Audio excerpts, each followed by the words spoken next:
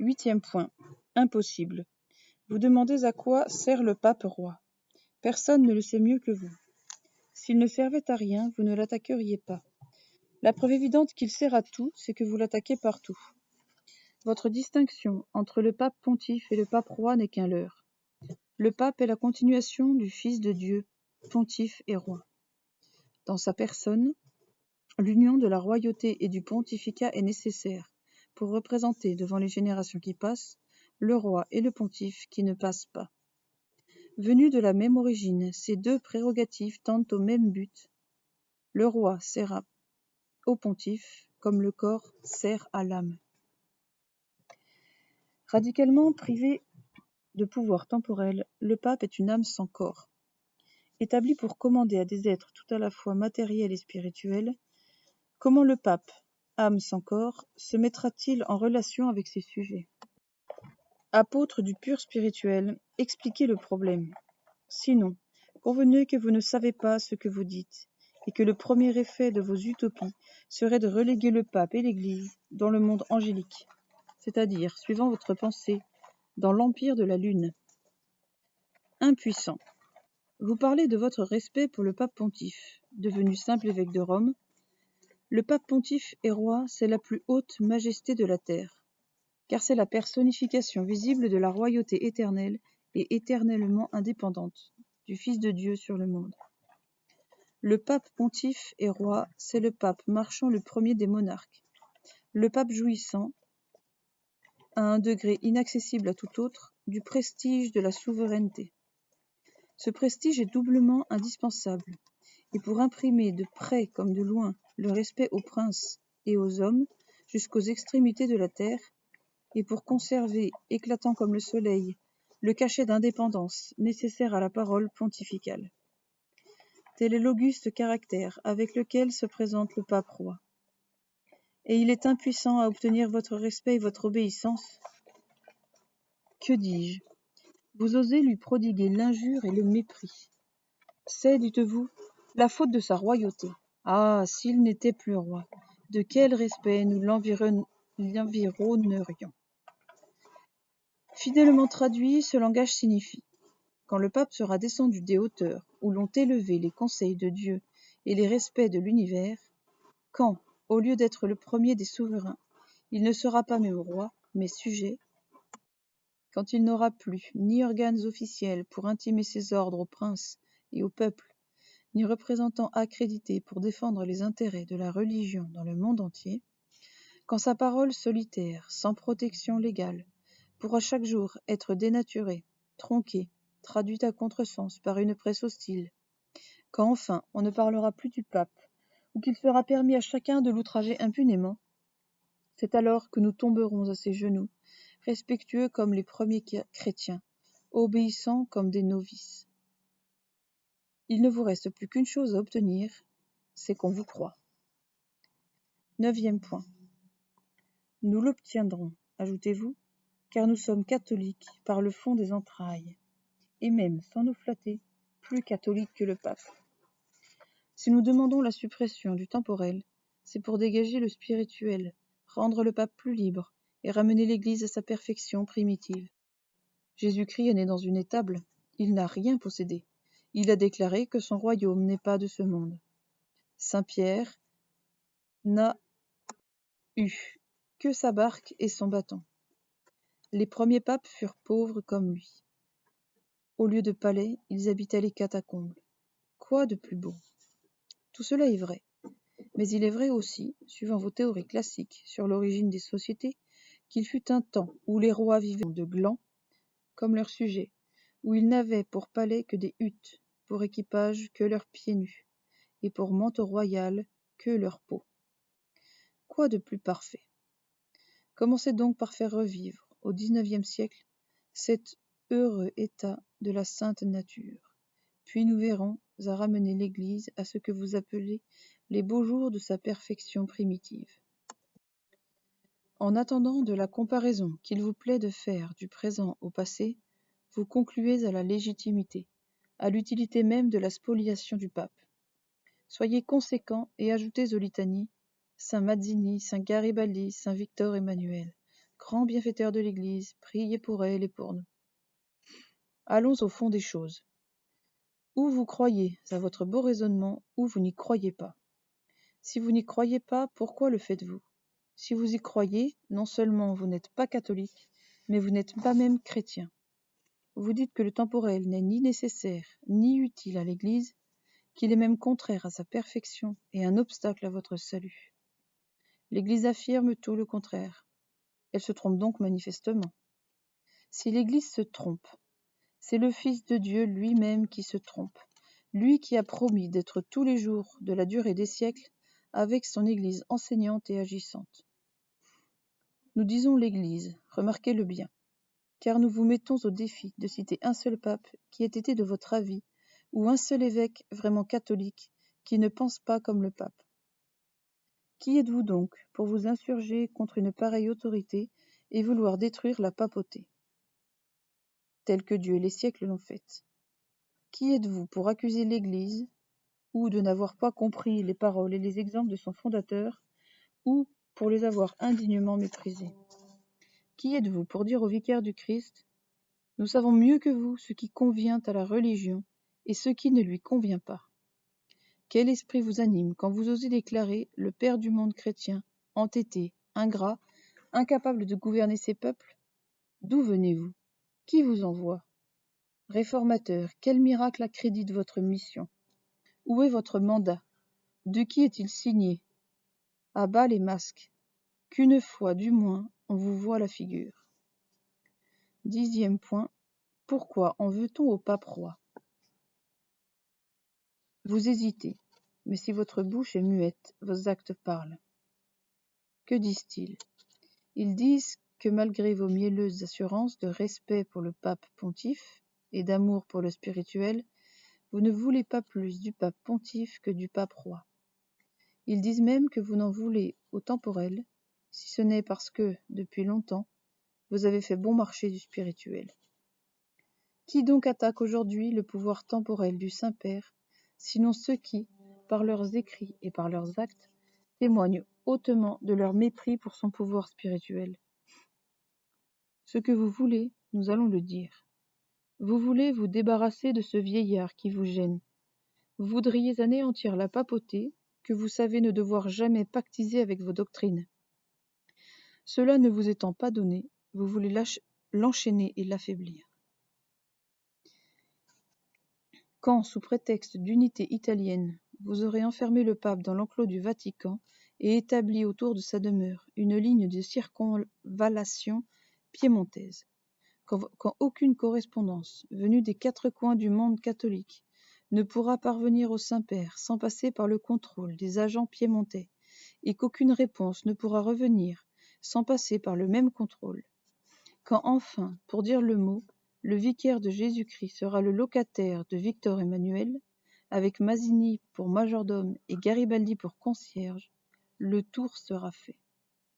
Vous aurez rendu le gouvernement de l'Église impossible à Pie IX, comme il le fut à Pie VII, captif à Savone.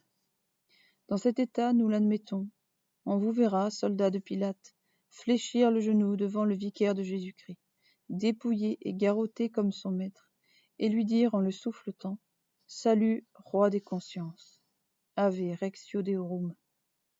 Voilà ce que vous voulez. Ce jeu sacrilège vous suffira-t-il longtemps? Qui peut répondre? 3 choses seulement sont certaines. Le calvaire n'est pas loin du prétoire.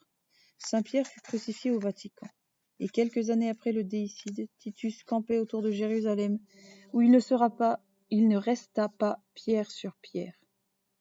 Quant à vous, catholiques, vous pouvez, le regard ferme et le cœur haut, envisager l'avenir. Les fossoyeurs dormiront dans le tombeau qu'ils auront creusé pour vous. En attendant, à tous les sophismes, contentez-vous de répondre: Je suis enfant de l'Église. Avec tous les siècles catholiques, je crois ce que croit le Saint-Père. J'approuve ce qu'il approuve. Je condamne ce qu'il condamne. Ni plus ni moins. Sur cet oreiller des martyrs et des saints, je dors en paix. In pace inidipsum dormiam et requiescam. On le voit, nul dans le monde ne tient une aussi large place que le pape et le pape roi. Qu'ils disparaissent, et son absence laisse un vide qui ne sera jamais comblé. Chef de l'Église, soleil du monde, chef de voûte de la société, organe de tous les devoirs, protecteur de tous les droits, s'il tombe, tout s'écroule avec lui et descend dans un abîme sans fond. Telle est la réponse à cette question. À quoi sert le pape et le pape roi? 11e point. Pourquoi le pape sert-il à tout? Le pape sert à tout. Et il est tout ce que nous venons de dire, non parce qu'il est homme, mais parce qu'il est pape. L'homme est un billet de banque. Par lui-même, le billet de banque n'est rien, rien qu'un morceau de papier. Ainsi de l'homme, mais le billet de banque vaut ce qu'il représente. Ainsi de l'homme qui s'appelle le pape. Que vaut le pape? Ce qu'il représente. Que représente-t-il? Dieu lui-même. Dépositaire choisi de Dieu et dépositaire unique, en lui se concentre tout ce que, dans l'ordre moral, Dieu est pour le monde civilisé. Pour le monde civilisé, Dieu est tout: religion, société, famille, droit, justice, dignité, liberté, sécurité. Le pape est tout cela. Vicaire de Dieu, tous ces trésors sortent du pape comme la chaleur et la lumière du foyer incandescent. Comme le sang sort du cœur et porte la vie dans toutes les parties de l'organisme. Par le pape, ces forces élémentaires sont mises en action, maintenues en harmonie, appliquées dans la mesure convenable, suivant les climats, les temps et les personnes. Ce que tous les êtres doivent dire du Créateur, les principes civilisateurs des nations chrétiennes peuvent leur dire en parlant du pape. C'est en lui que nous avons la vie et le mouvement et l'être. Ôtez le pape, et le divin billet de banque est déchiré. La valeur qu'il représente n'existe plus. Les transactions nécessaires entre le pouvoir et le devoir se font avec le papier-monnaie des changements politiques, expédients éphémères, assignats sans garantie, ayant pour leur donner cours les projectiles des canons rayés ou les pavés des barricades. Il est donc manifeste qu'en s'attaquant à Pie IX, ce n'est pas à l'homme qu'on s'attaque, mais au pape. Et en s'attaquant au pape, on s'attaque à Dieu lui-même, tel qu'il s'est donné à l'humanité chrétienne et constitué au milieu d'elle pour l'élever jusqu'à lui. Le pape tombé, il faut le redire, l'idée souveraine du Dieu rédempteur, du Dieu civilisateur, retombe à l'état de lettre morte, pour se perdre bientôt dans la poussière du doute et finir par le néant de la négation universelle avec toutes ses conséquences. À ces vérités fondamentales se mesure l'énormité de l'attentat qui se commet aujourd'hui. 12e point. Pourquoi le pape est-il si délaissé? Les choses étant ainsi, il semble que, sous le ciel de l'Europe, il ne devrait se rencontrer ni un seul homme, ni une seule femme qui ne tienne au pape, et au pape roi, comme chacun tient et doit tenir au christianisme, à la civilisation, à sa dignité personnelle, à sa liberté, à sa fortune, à sa sécurité.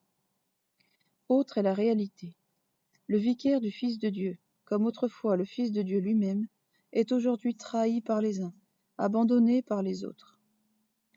Le vide s'est fait autour de lui, et il parcourt sa voie douloureuse au milieu de l'indifférence des nations. De cette indifférence monstrueuse, présage sinistre de catastrophes innommées, quelle est la cause? On n'aime pas ce qu'on ne connaît pas. Or, qu'y a-t-il de moins connu que le pape, même parmi les catholiques? Ils savent du pape qu'il est le chef de l'Église, qu'il institue les évêques et qu'il canonise les saints. Mais la place que le pape tient dans le monde, l'obéissance filiale que lui doivent les rois et les peuples, l'influence indispensable de son action, aussi bien dans l'ordre temporel que dans l'ordre spirituel, les bienfaits immenses dont l'humanité lui est redevable, l'indépendance nécessaire de son siège, de tout cela, que savent les générations modernes? Rien. À qui la faute? Au risque de fatiguer certaines oreilles, ne nous lassons pas de proclamer la vérité. Nous nous adressons à tous ceux qui ont fait leurs études classiques et la société à l'image de leurs études, et nous leur demandons si jamais ils ont eu entre les mains un seul livre grec, latin, français, historique, scientifique, philosophique ou autre, qui répondent sérieusement, véridiquement à cette question fondamentale: à quoi sert le pape?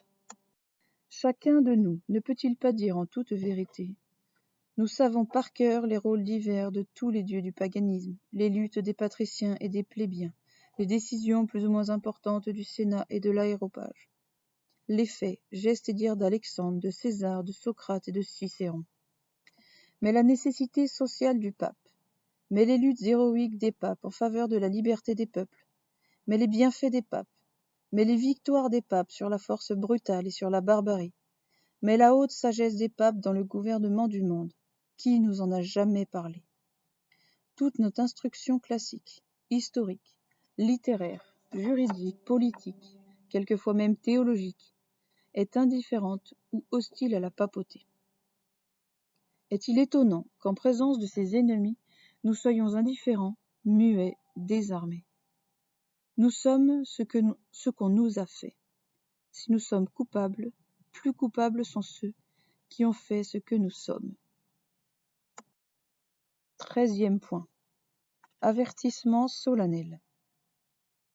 Au milieu de ces dispositions lamentables, dont la responsabilité pèse avec plus de force sur ceux qui le croient le moins, que fait le Saint-Père?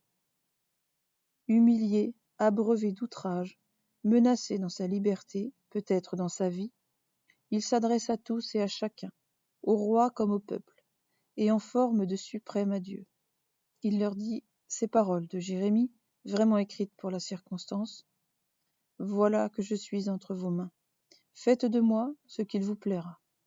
Mais sachez-le bien, si vous m'outragez, si vous attentez à ma liberté ou à ma vie, vous appelez toutes les foudres du ciel sur vos personnes, sur vos royaumes et sur leurs habitants, car je suis vraiment le lieutenant de Dieu, l'organe de ses volontés, le dépositaire de ses droits. » Le croiront-ils? C'est un peut-être.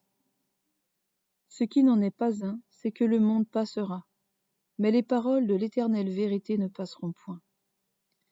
Ainsi que leurs devanciers, les ennemis actuels de la papauté seront brisés comme des vases de terre, et quand la Révolution aura jeté leur poussière au vent, le pape, seul survivant de tous les pouvoirs, continuera de redire, parmi les ruines des choses humaines, le cantique de sa royale immortalité: Et porte inferi non prevalebunt.